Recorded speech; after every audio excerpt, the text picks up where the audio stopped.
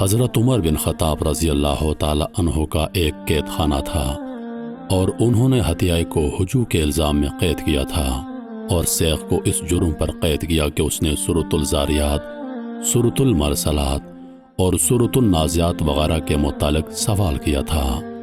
آپ رضی اللہ تعالی عنہ نے لوگوں کو علم دین حاصل کرنے کا حکم دیا اور اس کو بار بار پٹوایا اور عراق کی طرف جلا وطن کر دیا۔ بعض نے کہا کہ بصرہ کی طرف جلا وطن کرتے ہوئے لکھ بھیجا کہ کوئی اس کے پیچھے نہ بیٹھے۔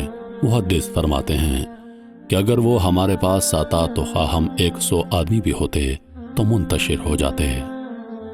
پھر حضرت ابو موسیٰ رضی اللہ تعالی عنہ نے حضرت عمر فاروق رضی اللہ تعالی عنہ کی طرف لکھا کہ اس نے توبہ کر لی ہے۔ اس پر حضرت عمر بن خطاب رضی اللہ تعالی عنہ کے حکم سے لوگوں کے ساتھ اس کے ملنے کی بندش توڑ دی گئی۔